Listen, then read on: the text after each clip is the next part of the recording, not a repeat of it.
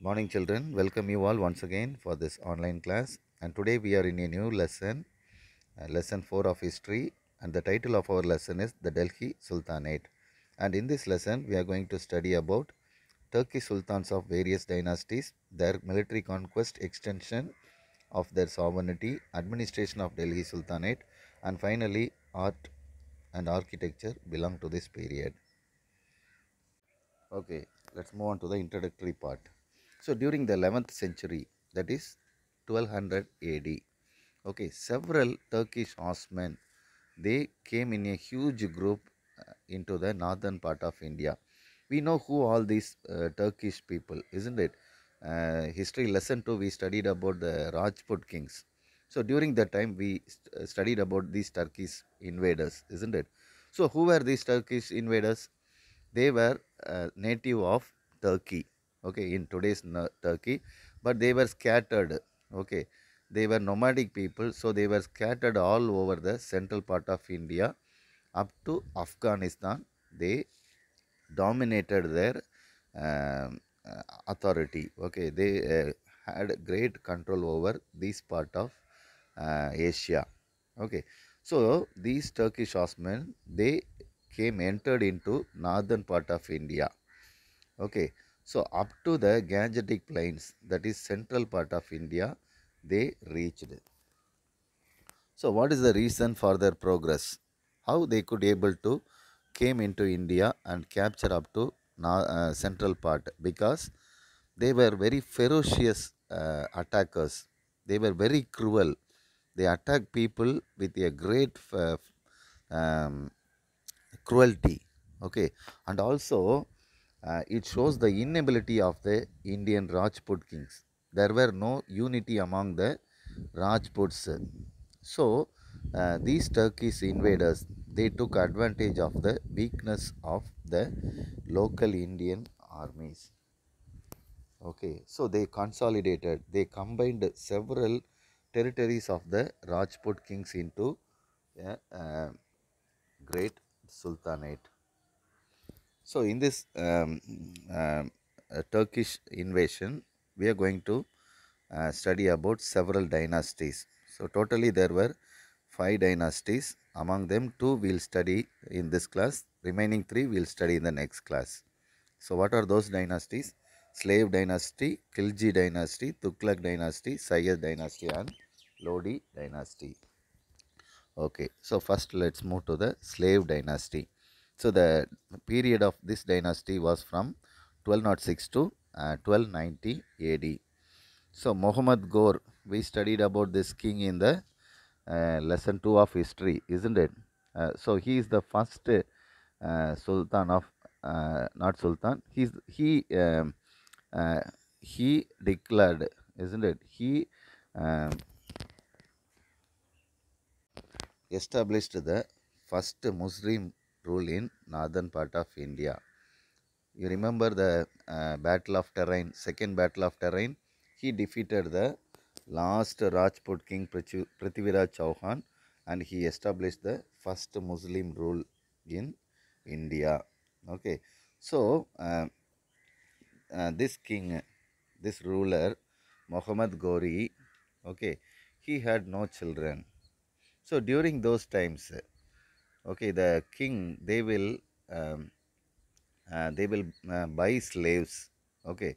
So what happened, after buying several slaves, they train up them for military attacks, okay. So among the army, among the several army men, they will choose one governor, one chief, and that chief will take control of the whole slave group, okay. So since because these slaves were called bandagan, they were called bandagan. So Muhammad Ghori had a great bandagan, and there was a governor governor of Muhammad Ghori among the slave group, slave army, okay. So the name of the governor of Muhammad Ghori is Kudbuddin Aibak. Kudbuddin Aibak. And since Muhammad Ghori had no children, had no sons to succeed his throne, he appointed Kudbuddin Aibak as the to take control of the territories of India. Okay, so Kutbuddin Aibak, he laid the foundation of the slave dynasty. Okay, so the slave dynasty is also called as Mamluk Dynasty. Mamluk means slave in Arab. Okay, so so Kutbuddin Aibak became the first Sultan of Delhi, and the slave dynasty lasted for about 84 years. So there were three important kings in the slave dynasty. They were Kutbuddin Aibak, Shamsuddin Iltutmish, and Ghiyasuddin Balban. And we are going to study one by one. Okay, first we will study about Kutbuddin Aibak. Okay, so Kutbuddin Aibak, he established his capital in Lahore first. So Lahore is located in today's Pakistan. Okay, and later, after capturing major part of India, he shifted his capital from Lahore to Delhi. Okay, and also he captured several territories in the western part of India, and also western part of Indo-Gangetic plain, and also he captured eastern part up to Bihar and Bengal. He captured, and he established his territory. Okay, so he is the one. Kutbuddin Aibak is the one who built the first mosque in India. So the name of the first mosque in India is Kuwatul Islam Masjid. Masjid means mosque. Okay, so he built this mosque in Delhi. Okay, so this is so he also and also he laid the foundation. Okay, he laid the foundation of uh, Minar, Kudup Minar. Okay, but he could not able to complete it. You all know. Do you remember this building, Kudup Minar? Okay, it is one of the. It is the tallest tower built in India. It was nearly about 17 meters high, tallest brick tower. Okay, so its foundation only was laid by Kutbuddin Aibak, but he could not able to complete it because he died in a injury which happened while he was playing polo. You all know what is polo, isn't it? They play hockey from sitting on a horseback. So while playing that game, he fell down and he was injured. Finally, he died in 1210 AD. So after Kutbuddin Aibak, his son Iltutmish, he became the ruler. Okay, so sorry, actually, his son was Aram Shah. Okay, Aram Shah, but Aram Shah, he was not good enough. Okay, he was not strong enough to control a territory. So what happened? His daughters, Kutbuddin Aibak's daughter's husband, so his son-in-law, Iltutmish. Okay, his name is Iltutmish. He became the next sultan. Okay, so actually he was a commander, military commander of Kutbuddin Aibak. So he became the next strong king, and he also captured several parts of North India, and also he resisted the force of Mongolians. Okay, Mongolians in the north under the uh, under the control of Genghis Khan. Uh, the Mongol army were very strong, and so Iltutmish, he put his great effort to resist the attack of Genghis Khan. Okay, so Genghis Khan, he also defeated he defeated the Shah Jalaluddin. Okay, the King Shah Jalaluddin, and this king he escaped and came to um, seek the help from uh, Iltutmish, but Iltutmish he refused to give shelter to Jalaluddin because if he gives shelter, help to Jalaluddin, Genghis Khan will get angry to him, and he may. There are possibilities for Genghis Khan to uh, attack Iltutmish. So what happened? He refused to provide shelter to Jalaluddin. Okay, and also Iltutmish he organized a group of 40 nobles. Okay, he organized a troop. Okay, so the work of these 40 noblemen, so they are called Chahalgani. So the troop nobles of 40 people known as Chagalhani, and their focus is about to um, resist the attack of Mongols from the north, and also they will they will spy over the several territories belong to the Delhi Sultanate. Okay, and Iltutmish also he granted several land to the army. Okay, he donated land to the army, and the army what they do, they will uh, they will lend they will lend the land to the farmers. So whatever cultivated from the land given to the army, the expense, the money yielded from the agriculture, they were used to take care of the military troops and the horses, all the maintaining needs they will take care.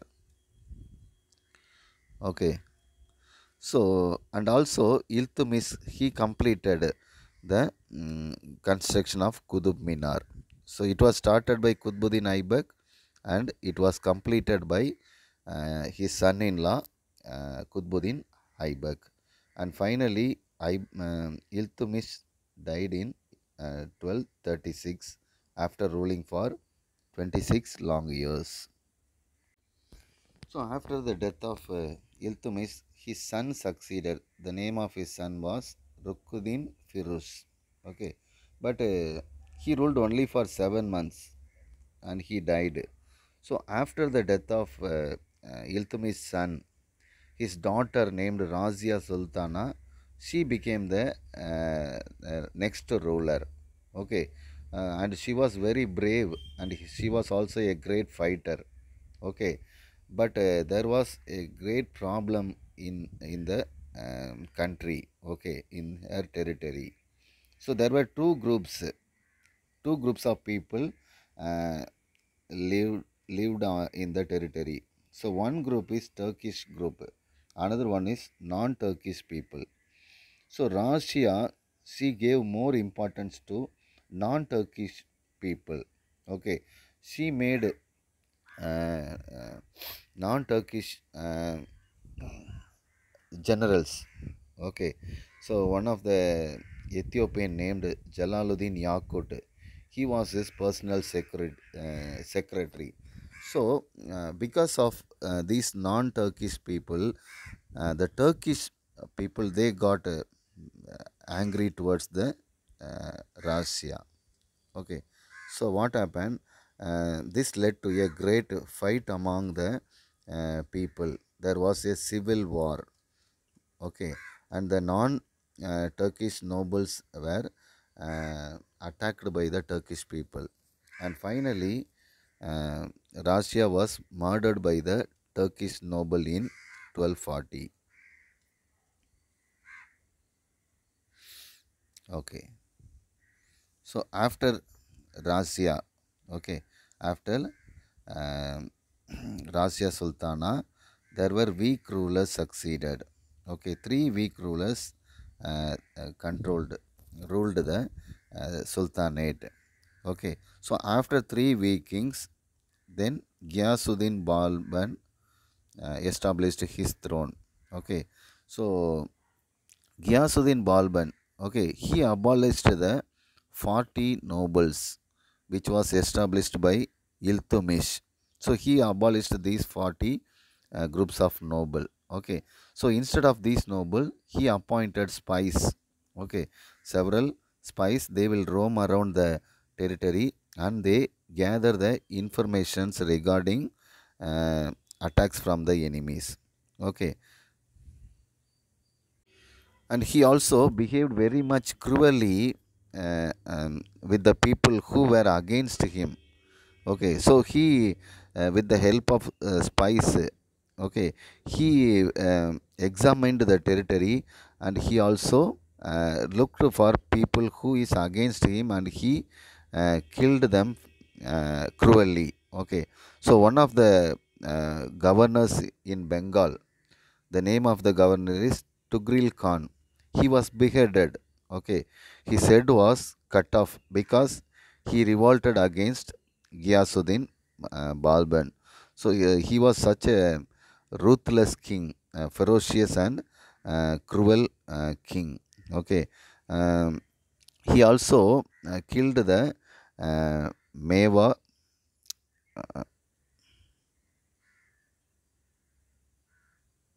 community in the northwestern part of India. Okay, but he maintained a peaceful relation with the Mongols. He made an agreement with the um, grandson of Genghis Khan named Hualogu Khan, okay, not to uh, move towards India, not to attack India, not to reach beyond Sutlej River. He can control up to River Sutlej, but he should not go beyond Sutlej and attack his territory. Okay. Um, and also Barban, he built a great fort in order to resist the Mongol attack from the north. He built a great fort. Okay. So he also patronized a famous Persian poet. His name is Amir Khusru. Okay. And Balban died in 1287. So after the death of Balban, his son Kaikubad, he came to the throne, but he is very weak. He was a very weak king, and the army commander in general of Kaikubad is Malik Jalaluddin Khilji. So he murdered Kaikubad and he declared himself the next king. So Jalaluddin became the next king who was the commander in army of the um, Kaikubad. So with the death of Kaikubad, the slave dynasty came to an end and Khilji Dynasty started. So the time period of Khilji Dynasty is from 1290 to 1320 AD. The founder of Khilji Dynasty was Jalaluddin Khilji.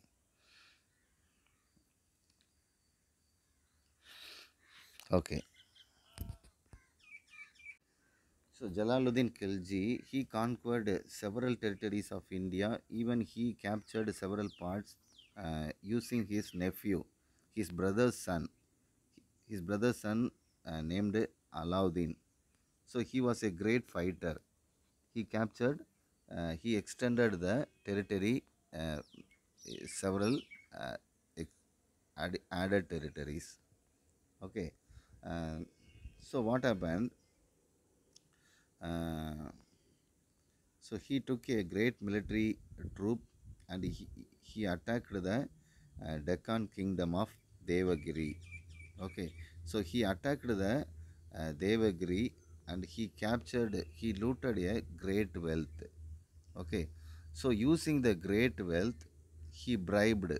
Okay, Alauddin Khilji bribed the nobles and several ministers, and with the help of those uh, ministers, he killed his own uh, king, and he became the next Sultan of Delhi. So Alauddin Khilji became the next king after killing his own uncle Jalaluddin Khilji. Okay, Alauddin Khilji, he consolidated, he combined the whole of Delhi Sultanate. Okay, and his territory was extended to a great extent up to Gujarat in the west. Okay, and do you remember in history lesson 3 we studied about Pandyas, isn't it? So, Sundara Pandian, do you remember? There were two brothers, isn't it? Veera Pandian and Sundara Pandian. Veera Pandian was a established king. So, what happened? Sundara Pandian was established as the king, but Veera Pandian he did not like it, so he fighted against it and uh, he defeated his brother Sundara Pandian. So Sundara Pandian he ran away to Delhi, isn't it? So and he sought the help of Alauddin Khilji. Do you remember that? So what happened? Alauddin Khilji he sent a army under the leadership of Malik Kafur. So Malik Kafur took a great army and he fighted with the Pandya kings and he defeated them. And also Alauddin established his territory up to Madurai in the south during the year 1310. Okay. So now let's study about the political and administration of the Sultanates. Okay, so they had a fixed standard revenue demand. They took a census over the land, agricultural land in the territory, and they fixed a revenue from that income. Okay, they entrusted the task of collecting revenue to the military officers. So uh, they gave authority to the military people. Okay, so military people have the authority to collect revenue from the landowners. He established a system of forced procurement of food grains for Delhi and garrison centers. So, uh, Alauddin Khilji he also established okay force procurement. He can go to any grain storage place and with the help of military he can take any number of any quantity of the grain stored by the farmers and the landowners. Okay, so because of this, the local rulers they became angry with Alauddin Khilji, and the prices were fixed and grains collected tax was stored in the state granaries. So all the grains collected they were stored in the state granaries. And finally, Alauddin Khilji died in the year 1316. So the failure of his succession to retain the power led to the seizure of power by Ghiyasuddin Tughlaq. So the kings, after the death of Alauddin Khilji, his successors who followed him were very weak and they could not able to retain the kingdom. So finally, Ghiyasuddin captured the Khilji dynasty and he established the Tughlaq dynasty. So with this, our lesson ends. The remaining dynasties we will study in the next class. See you all.